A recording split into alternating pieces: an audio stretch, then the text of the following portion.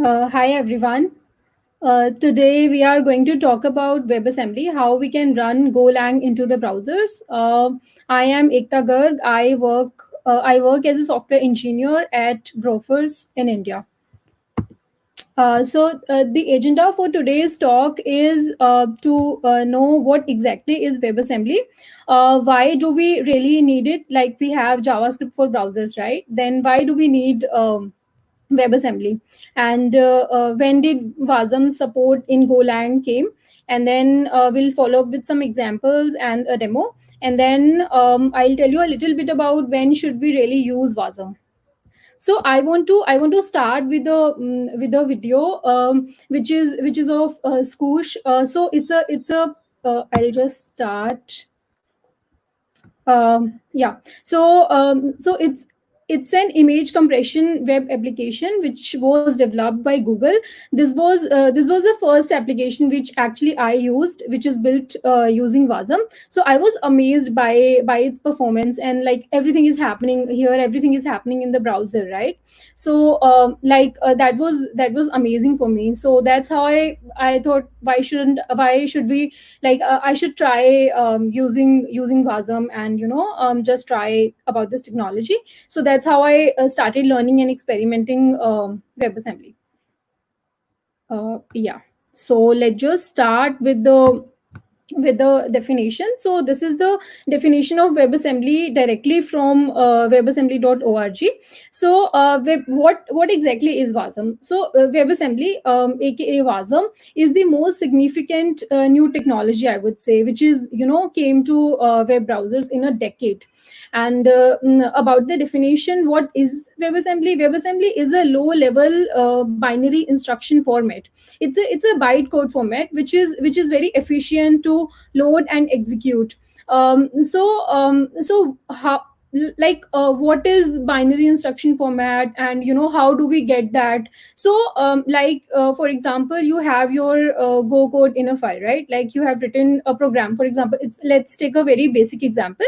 Let's just take a very basic Golang code in a file, and then we need to convert that code into binary file. So first we'll create a .wasm file from that Go file, right? And then that file will execute in browsers. Like browsers have this capability to understand .wasm support. So the files are really smaller. Those files are designed to be very compact, because all the compilation which happens, that's on the source code. Like nothing happens on the browser side. So those are very compact files, which makes WebAssembly really fast to execute whatever we are trying to run. Next part of the definition is that it is designed as a portable target. So this is the main goal of WebAssembly. So to run an application on any device, right? It has to be compatible with the device processor, and architecture, and like operating system. Meaning, you need to compile your source code for every combination of operating system and CPU architecture, right? But in case of WebAssembly, you don't need to do that. Like you just need one compilation step, and your application is good to go for every modern browser. But what kind of languages does support WebAssembly? So all the languages which has LLVM support, they support WebAssembly. So you can use any language that has LLVM support. And it is secure. Why? Because it runs in the same sandbox version as regular JavaScript runs in. Next is deployment. Yeah. So how do you usually deploy your applications? Like if you have your application, you need to build Docker containers in order to run it on browser, right? In order to make it show it to public. But in case of WebAssembly, you just need to run that .wasm file into the browser. Actually, you need to load that file into the browser, and you're good to go. Like your browser can understand that code, process that code, and you are good to go. So there is very lesser deployment. Like you don't need to worry about that. And obviously shared code base, yeah, because you get to code in a lot of other languages, not just JavaScript. Like usually what used to happen was, like, if you want to run something for like browser, you need to code in like JavaScript. But now with WebAssembly, you have a lot of options. Like I like to code in Go, so I can really write my logic in Golang and just simply load that wasm file in the browser and can run it. So it has really changed the way we develop things. So now the next most important question is that already have JavaScript for browsers, like, right? Like it's good to have just one language which is supportable in browsers. Then why do we really need wasm? Like, what kind of problems does it solve? So firstly, I would like to tell you that in every browser, whether you run Chrome, Firefox, Edge, Safari, any browser, code is interpreted and executed by a JavaScript engine. So which only runs on, like, which only runs JavaScript. So a JavaScript is not ideal for every kind of task you want to perform, right? So, like, if you want to do heavy computation, very math heavy tasks, so for that you need performance. So that's where you should consider using WebAssembly. Now let's just go back and look at JavaScript, like, a bit of history of JavaScript. Like, JavaScript was developed in just 10 days. So it wasn't designed to be very fast. And JavaScript is an interpreted language, as you all know. So it translates all the instructions into the machine code on the fly. So that makes the entire process a bit slower. Like, there are a lot of steps which are involved in processing JavaScript files, like, process of parsing, and then a optimizing the code. So I'm going to show that process in the next slide. And then also there is like, after so many years, when everybody started using JavaScript, and speed of JavaScript became really a problem. Then something called JIT introduced in V8 engine. So Chrome team started developing V8 engine, and JIT is just in time compiler. So what it does is, like, it just replaces your code, which is for example in a loop. Like, it's continuously gonna run again and again, like interpret again and again. So that code basically gets converted into the compiled code, and then you run that code. So these kind of things came into JavaScript engines, which made it faster. But still, it's not ideal for performance. Like, it's weakly typed. Like, if you like, for example, you have in the beginning you have declared a integer, right? And then further in the, like, program, you are converting that into a string. So compiler needs to read that again and convert that. Like, all the processing need to do again. So it's not ideal for performance, JavaScript. So let's compare JavaScript and wasm a little bit on that side. So what we do on JavaScript, like on browser, as I said, first it needs to parse, as typecasting, and for basically for because it's dynamically typed. That's why it needs parsing. And then some kind of optimization happens on JavaScript engines end, and then it finally executes that code, right? So the time which it took here, like on like parsing and then optimizing the code, it was a lot of time. And then some garbage collection happens on JavaScript side. But what exactly happens on the wasm side? Like, we have binary, we have .wasm file, and now browsers just need to fetch that file, because as you already know, like bytecode is really closer to machine code. Like, they not much much things needs to happen on that side, because like bytecode is closer to machine code, and it can just fetch that file and run that file. So nothing blocks, no blocking load. So that was a bit comparison on the loading side. And now this is what actually happens on WebAssembly side. Like while writing Go code, like, I just need to have a Go file, .go file which has all my logic, and then I am converting that file into Wasm, like just compiling that piece of code into Wasm. So I'll tell you the process, like how we do that. And then on browser side, it just need to compile that .wasm file into the machine code. So that's, I think that's very faster. So what all, as I said, what all problems does it solve? Majorly performance improvements, like there are a lot of games which has come which has come to browsers, as they implemented using Wasm. It's not just like there are many other languages which supports Wasm, so a lot of games has been ported to browsers using those languages as well. And obviously faster startup times as compared to JavaScript. As I showed you the process, like what happens when it loads, engines load JavaScript, and what happens when it loads .wasm file. So it's comparatively much faster. And yes, we have, we can use multiple other languages than JavaScript when we want to work on browsers. And also the portability, like it opened a way to port our like already written code in other languages to browsers as well. So that's amazing, I feel. And then where can we exactly run WebAssembly? What all browsers support. So all four major browsers, Google's V8 engine, Mozilla's SpiderMonkey, and other IE and Safari, they all included WebAssembly support. And so you can run your .wasm file any of on any of these browsers.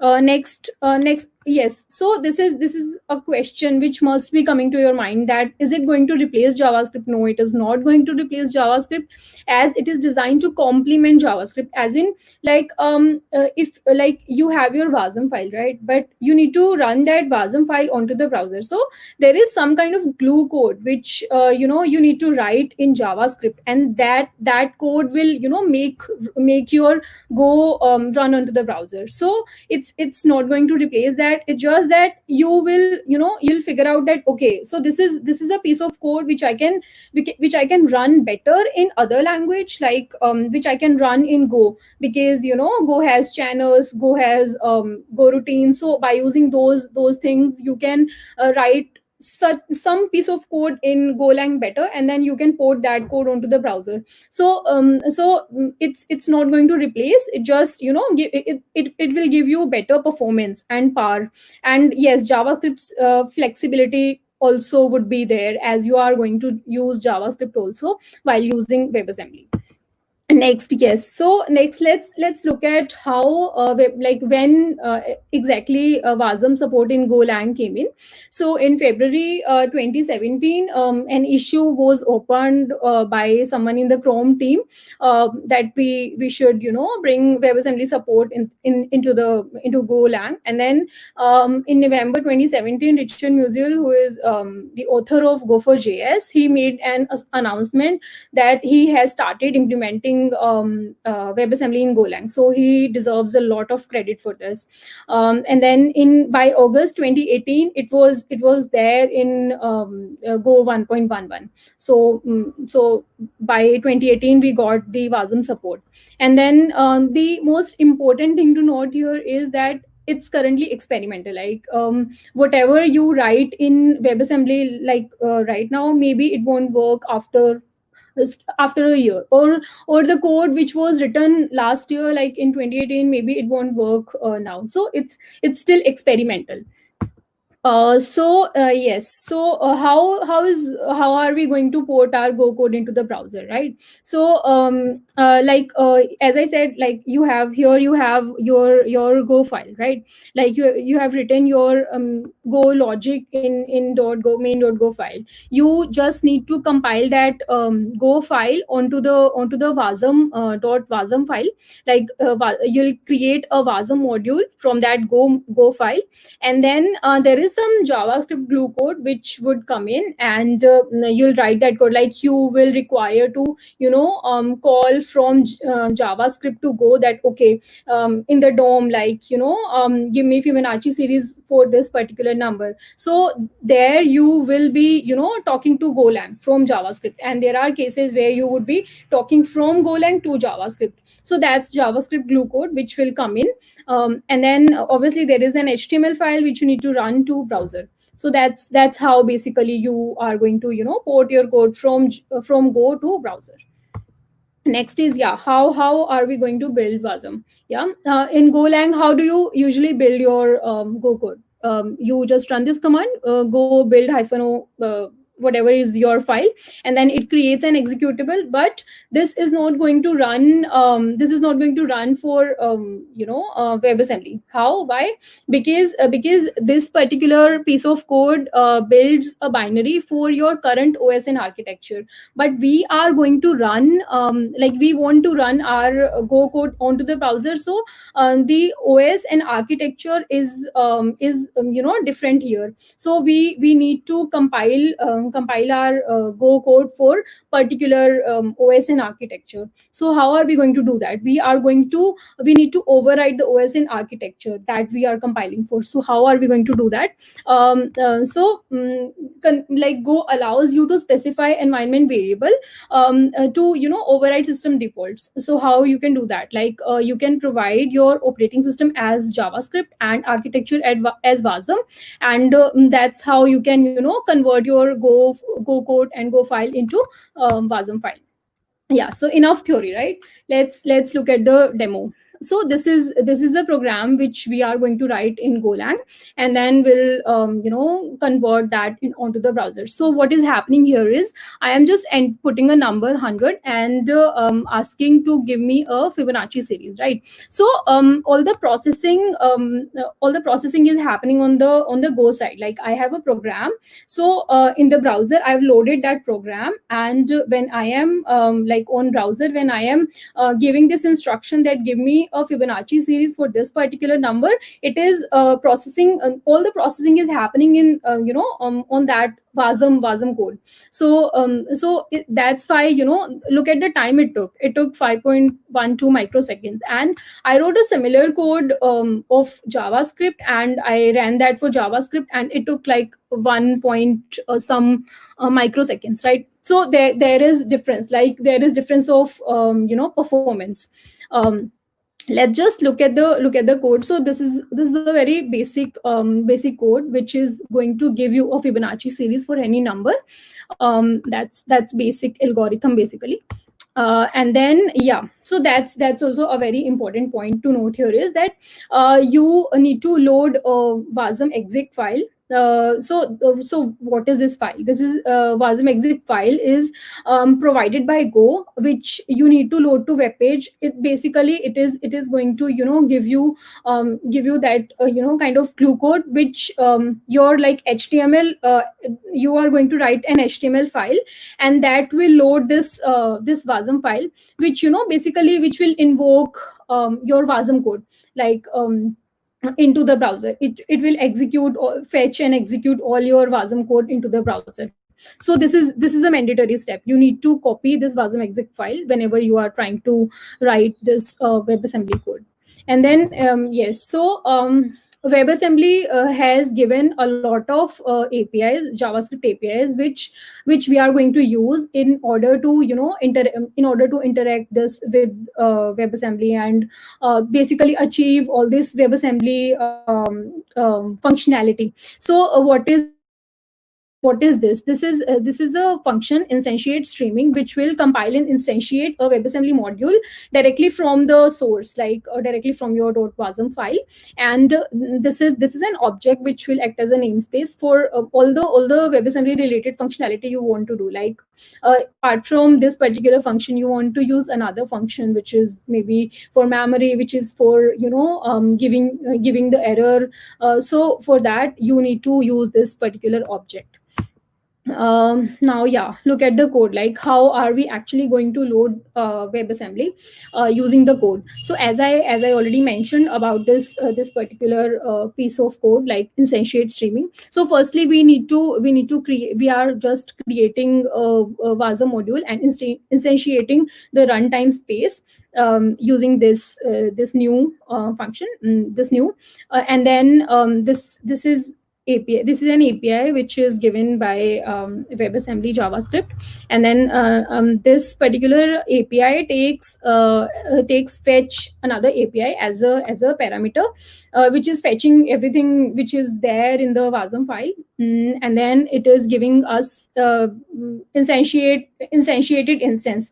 So all this, I'm doing using async approach. You can either do it synchronously or asynchronously, but we'll stick to async approach as it seems to be recommended.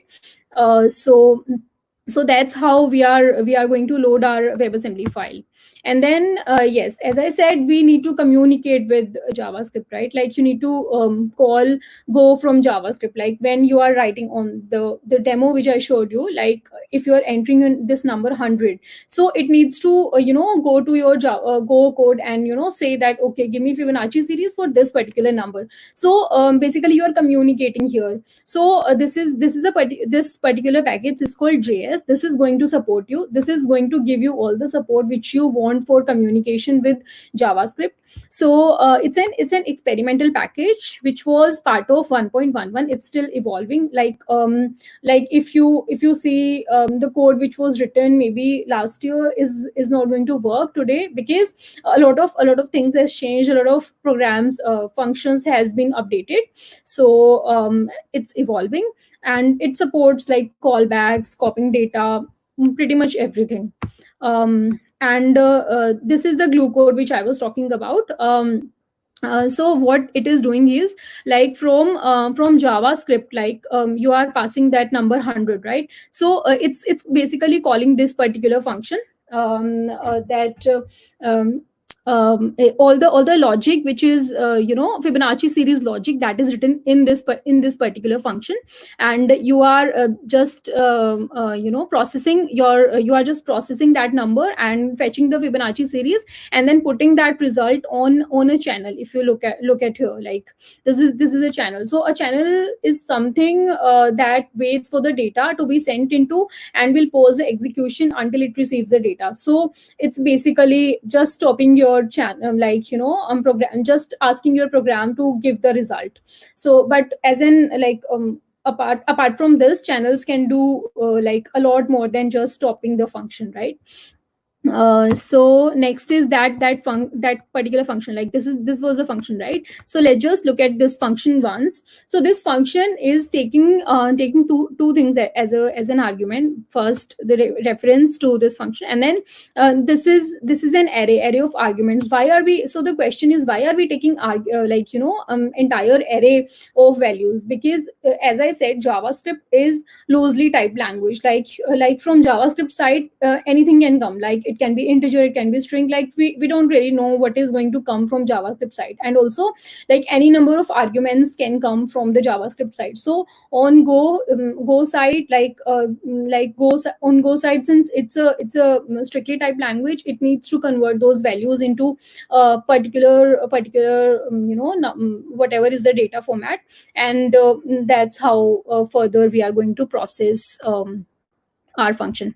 Next, the most important thing is to note here, like we can interact with the DOM, like as you must have seen in the demo. Like we are interacting with the DOM. How we can do that? Like as I said, we need to use some JavaScript code. Like we are not just going to replace that, because as you see, like get element by ID, it's a JavaScript property, right? What you are doing here is you are just getting the document, and then getting into the DOM and trying to get all the values from the DOM, and then updating all those values, like running your logic, performing your logic, and then processing that particular value, and then setting that value in the DOM. So that's how you can interact with the DOM. So that was the demo. Basically, that was one application. That was a very basic demo of how we can write a Go code, and how we can run that Go code into the browser. It's another a very basic demo application which I created while I was experimenting. So I used a very basic algorithm to convert image into a grayscale image using a image library from Go libraries. So that's an amazing library. I've used it many times. Also, then as I mentioned the process, I created a Wasm file, and then there is some glue code which I wrote to for all the communication between Go, JavaScript, and and then loaded that code into the browser. So basically these are some steps which you need to follow. I think I like it looks pretty easy to me. And then that's a demo. So this is the code which I wrote for basically grayscaling your image. And then we are creating a, as you see, we are creating a wasm file here. This is the wasm file which we got. And then we are just running it on server, that wasm file. The wasm file got loaded into the server, into the browser. And now let's just yeah. So I am just going to upload any image, and it is grayscale. So yeah. So the next part is where when should we target WebAssembly?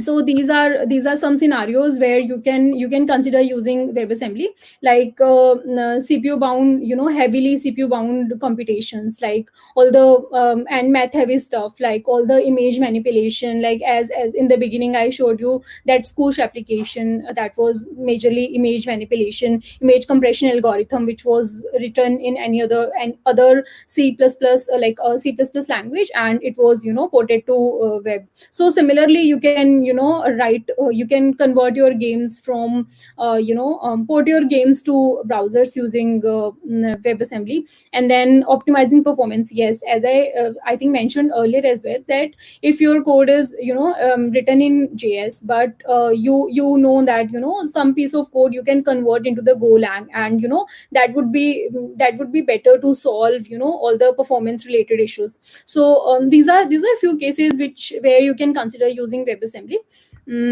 Yeah. So the conclusion from this talk is you can run Go in the browser. So that's the main thing. It gives you all that portability wali thing. And then it's a game changing technology, yeah, definitely. And then it's currently experimental. Please note that you should not use WebAssembly for production. It's for experimental as of now. And then please consider contributing to Go WebAssembly, and let me know if you build something great using WebAssembly. That's it from my side. Thank you.